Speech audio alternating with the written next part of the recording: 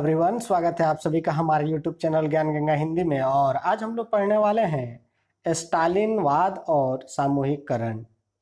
यानी स्टालिन के द्वारा जो सामूहिककरण किया गया वो क्या था और किस तरीके से लोगों के द्वारा इसका विरोध किया गया। तो आइए वीडियो शुरू करते हैं और देखते हैं कि क्या था स्टालिन का सामूहिककरण। दे रहा है कि नियोजित अर्थव्यवस्था के शुरुआत दौर खेती के सामूहिककरण से पैदा हुई तबाही से जुड़ा हुआ था। यानी नियोजित अर्थव्यवस्था की जो शुरुआत हुई, एक सटीक अर्थव्यवस्था कैसे आई, तो इसके जड़ में सामूहिककरण से जो तबाही पैदा हुई वो महत्वपूर्ण है। क्योंकि सामूहिककरण से जो तबाही पैदा हुई उससे सीख लेकर के ही नियोजित अर्थव्यवस्था की शुरुआत रूस में की गई। क्या था सामूहिककरण से तबाही, आइए देखते हैं। जैसे 1927-28 के आसपास रूस के शहरों में अनाज का भारी संकट पैदा हो गया था। सरकार ने अनाज की कीमत तय कर दी थी। यानी सरकार ने अनाज की कीमत एक निश्चित कर दी गई थी कि किसान जो थे इसी रेट पर ही अनाज को बेच पाएंगे। परिणाम क्या हुआ था कि जब कीमत से ज्यादा कोई भी अनाज नहीं बेच सकता था, लेकिन किसान उस कीमत पर सरकार को बेचने के लिए तैयार नहीं थे। अब तैयार क्यों नहीं थे? जैसे अभी आप देखें कि अगर किसी सामान का उत्पादन करते हैं, आपको उत्पादन करने में ही अगर 10 रुपया लग जाता है और सरकार कहे कि इसको आप 8 रुपये में बेच दीजिए, तो निश्चित तौर पर ये आपके मुनाफे के लिए नहीं है, ये आपको और नुकसान पहुंचा रहा है। तो यही हुआ था। रूस के जो किसान थे उन्होंने जो खेती कर रही थी उसमें उनको ज़्यादा पैसे लग रहे थे और सरकार ने जब दाम निश्चित कर दी तो उन्होंने अपना सामान बेचना बंद कर दिया। अब इससे हुआ ये कि खाद्यान्न सामग्री की कमी हो गई, तो इससे ज्यादा कीमत पर कोई अनाज बेच नहीं सकता, लेकिन किसान उस पर अनाज बेचने को तैयार नहीं थे। लेनिन के बाद पार्टी की कमान संभाल रहे स्टालिन ने स्थिति से निपटने के लिए कड़े कदम उठाए। अब किसान जो थे जब अनाज नहीं बेच पा रहे थे तो खाद्यान्न की बड़ी कमी हो गई। तो ऐसी स्थिति में लेनिन के बाद जो पद संभाला उनका नाम था स्टालिन। तो स्टालिन ने क्या किया कि इसके लिए कई कठोर कदम उठाए ताकि अनाजों की कमी को पूरा किया जा सके। और इनमें उन्होंने क्या किया, आइए देखते हैं। उन्हें लगता था कि अमीर किसान और व्यापारी कीमत बढ़ाने की उम्मीद में अनाज नहीं बेच रहे हैं। किसको? स्टालिन को। स्टालिन को लगा कि किसान इसलिए अनाज नहीं बेच रहे हैं कि उनको लग रहा है कि सरकार जो है, हम नहीं बेचेंगे तो सरकार जो है झुकेगी और झुक करके अनाज के दाम को और ज्यादा बढ़ा देगी, और इसके लिए ही किसान जो है अपने अनाजों को नहीं बेच रहे हैं। तो ये मान करके उसने क्या किया कि सट्टेबाजी पर अंकुश लगाना और व्यापारियों के पास जमा अनाज को जब्त करना जरूरी था। यानी इन्होंने कहा कि अगर किसान नहीं बेचते हैं तो जो सट्टेबाजी चल रही है, जमाखोरी चल रही है, उसको रोकना बहुत जरूरी है। और इसी को इन्होंने ध्यान में रख करके 1928 में पार्टी के सदस्यों को उत्पाद इलाकों में दौरा किया। यानी पार्टी के सदस्यों को भेजा उन स्थानों पर जहां अनाज का उत्पादन होता था। उन्होंने किसानों से जबरन अनाज खरीदा और कुल्लकों के ठिकाने पर छापे मारे। कुल्लक किनको बोला जाता था? जो संपन्न किसान थे, यानी जिनके पास बहुत ज्यादा जमीनें थी, उनको बोला गया कुल्लक। तो किसानों से उन्होंने जबरदस्ती अनाज खरीदा और कुल्लकों के जो ठिकाने थे जहां वे अनाज छिपा करके रखे हुए थे उन पर इन्होंने छापे मारे। रूस में संपन्न किसानों को कुल्लक कहा जाता था। यहाँ आप देख सकते हैं रूस के जो संपन्न किसान थे उनको कुल्लक कहा जाता था।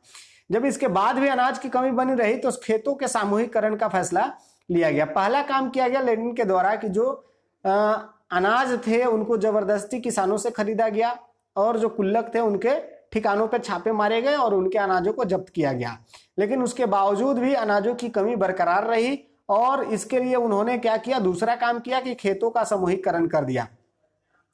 सामूहिककरण मतलब आप लोग समझिए सामूहिककरण को कि एक, जैसे अभी आपके पास ये छोटे छोटे खेत हैं और सभी इस पर अपना अपना खेती कर रहे हैं, तो इसको क्या किया गया कि इन सभी को हटा दिया गया और हटा करके एक खेत विकसित कर दिया गया और इसी में सभी लोग यानी खेती करेंगे। तो इसको बोला गया सामूहिककरण। तो सामूहिककरण किया गया स्टालिन के द्वारा। क्यों किया गया, इसके पीछे उन्होंने क्या तर्क दिया, ये देखते हैं इसको। इस फैसले के पक्ष में यह तर्क दिया गया कि अनाज की कमी इसलिए है क्योंकि खेत बहुत छोटे छोटे हैं। 1917 के बाद जमीन किसानों को सौंप दी गई थी। फलस्वरूप ज्यादातर किसानों के पास छोटे छोटे खेत जिनका आधुनिकीकरण नहीं किया जा सकता था। आधुनिक खेत विकसित करने पर उन मशीनों की सहायता से औद्योगिक खेती करने के लिए कुल्लकों का सफाया करना, किसानों से जमीन छीनना और राज नियंत्रित यानी सरकारी नियंत्रण वाले विशालकाय खेत बनाना जरूरी माना गया। और इसके पीछे जब खेतों का सामूहिकरण किया गया तो सरकार के द्वारा क्या तर्क दिया गया?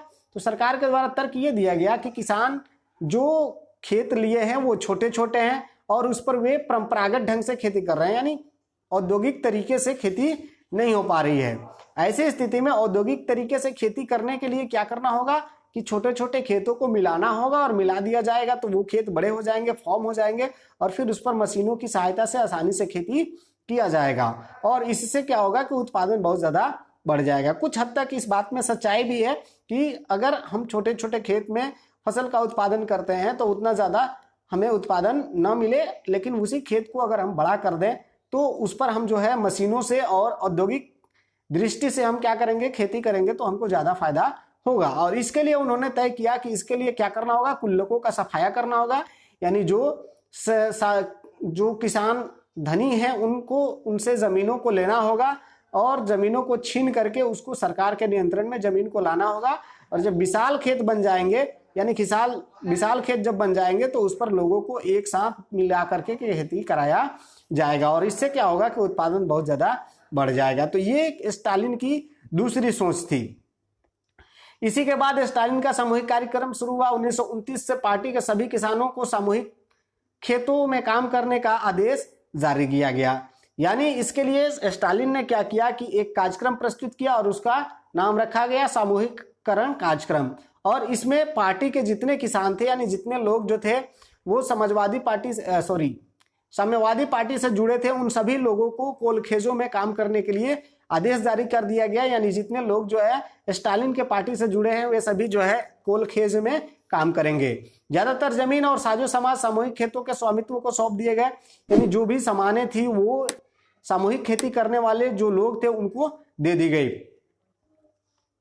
सभी किसान सामूहिक खेतों पर काम करते थे और कोलखेज के मुनाफे को सभी किसानों में बांट दिया जाता था। यानी सभी किसान जो थे एक साथ मिलकर के खेती करते थे और इससे जो लाभ होता था उसको सभी में आप बराबर बराबर बांट दिया था। इस फैसले से गुस्साए किसान ने सरकार का विरोध किया और वे अपने जानवरों को खत्म करने लगे। अब मान लीजिए कि जिन किसानों के पास ज्यादा जमीन थी और वो अकेले खेती करके ज्यादा जो है उत्पादन कर लेते थे, उनको अगर इस तरीके से लाया गया, इस व्यवस्था के अंतर्गत लाया गया तो निश्चित तौर पर वे क्रुद्ध होंगे। और उन्होंने क्रुद्ध होकर के क्या किया कि अपने जो जानवर थे जिससे खेती ली जाती थी, क्योंकि तो सब जमीनें एक साथ हो गई तो सब मवेशी भी एक साथ हो गए, सरकार के नियंत्रण में आ गया, तो ज्यादा जानवर रखने से क्या फायदा है। तो इसके लिए इन्होंने क्या किया कि अपने जानवरों को खत्म करना शुरू कर दिया। और 1929 से 31 के बीच मवेशियों की संख्या में 1/3 कमी आ गई। सामूहिकरण का विरोध करने वालों को सख्त सजा दी जाती थी।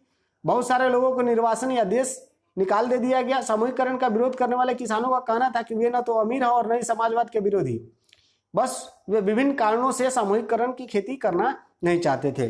तो जो लोग जो थे सामूहिकरण का विरोध किए उन लोगों को क्या किया गया, उनको सख्त से सख्त सजा दी गई। इसके लिए उन्होंने क्या किया गया कि उन लोगों को निर्वासन कर दिया गया, यानी देश से बाहर निकाल दिया गया।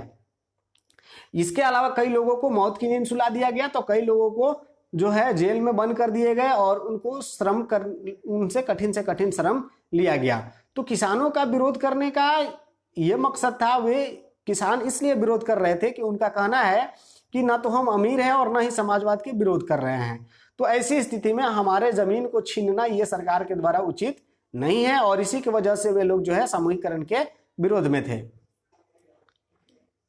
स्टालिन ने खेतों पर जो काम करने वाले किसान थे उनको सीमित में कुछ छूट दी गई, लेकिन उन लोगों को भी सरकार के द्वारा कोई खास मदद नहीं दी जाती थी। सामूहिकरण के बावजूद उत्पादन में नाटकीय वृद्धि नहीं हुई, यानी सामूहिकरण हुआ उसके बावजूद भी उत्पादन जस का तस रहा, बल्कि और खराब हो गया। 1929 से 33 में खराब फसलों के बाद सोवियत इतिहास का सबसे बड़ा अकाल पड़ा जिसमें 40 लाख से ज्यादा लोग मारे गए। यानी पहला काम किया स्टालिन ने उत्पादन बढ़ाने के लिए, वो भी फेल, दूसरा काम किया वो भी फेल। तो इस तरीके से जो है बहुत बड़ी संख्या में लोग अकाल से मारे गए। पार्टी में बहुत सारे लोग नियोजित अर्थव्यवस्था के अंतर्गत औद्योगिक उत्पादन में पैदा हो रहे भ्रम और सामूहिकरण के परिणामों की आलोचना करने लगे। अब जाहिर सी बात है कि जब प्लान फेल होगा तो लोग आलोचना करेंगे।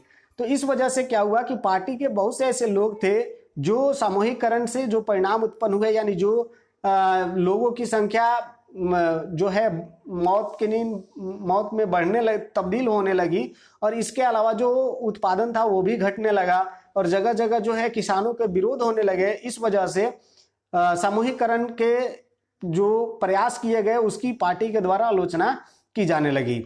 लेकिन इसके बावजूद भी स्टालिन जो था वो अपनी इस सामूहिकरण की प्रयास को गलत नहीं माना, और उसने क्या किया आइए देखते हैं। स्टालिन और उसके सहयोगियों ने ऐसे आलोचकों पर समाजवाद के खिलाफ साजिश रचने का आरोप लगाया। यानी जिन लोगों ने सामूहिकरण का विरोध किया उन पर ये आरोप लगाया कि वे समाजवाद के खिलाफ जो है साजिश रच रहे हैं। देश भर में बहुत सारे लोगों पर इस तरह के आरोप लगाए गए, और 1939 तक आते आते 20 लाख से ज्यादा लोगों को या तो जेल में या श्रम शिविरों में भेज दिया गया था। ज्यादातर लोगों में ऐसा कोई अपराध नहीं किया था, लेकिन उनको इनसे सुनने वाला कोई नहीं था। यानी हुआ ये कि जितने लोगों ने समाजवाद के खिलाफ आलोचना की या समाजवाद की तो विरोध नहीं किया, उन्होंने विरोध किया था सामूहिकरण का।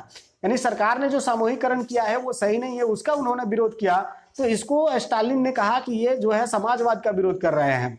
यानी आप सरकार की नीतियों की आलोचना किए, यहाँ जो है आपको राष्ट्र प्रेम से जोड़ दिया गया, यानी समाजवाद से जोड़ दिया गया। यानी समाजवाद के खिलाफ आपको साजिश रचने का आरोप लगाया गया, और आरोप लगा करके लगभग जो है 20 लाख लोगों को या तो उनको जेल में भेज दिया गया या श्रम शिविरों में, यानी जहां उनसे बहुत ज्यादा काम लिया जाता था वहां भेज दिया गया था। बहुत से ऐसे लोग थे उनको पकड़ा गया जिन्होंने कोई अपराध नहीं किया, लेकिन उनकी सुनने वाला कोई नहीं था।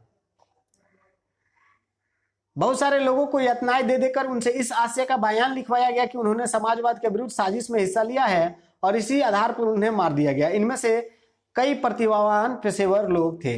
यानी इसके लिए क्या किया गया कि जब ये विरोध स्वर उठने लगा स्टालिन के जो नीतियां थी या सामूहिकरण के विरोध में, तो उन्होंने क्या किया कि बहुत से ऐसे लोग थे जिनको यातना दे करके, यानी कठोर दंड दे करके जबरदस्ती या कबूल करवा लिया कि उन्होंने समाजवाद के खिलाफ साजिश की है, और फिर उन्हें मार डाला। तो इसमें कई ऐसे प्रतिभावान और पेशेवर लोग भी थे जिनको उन्होंने मौत की नींद सुला दिया।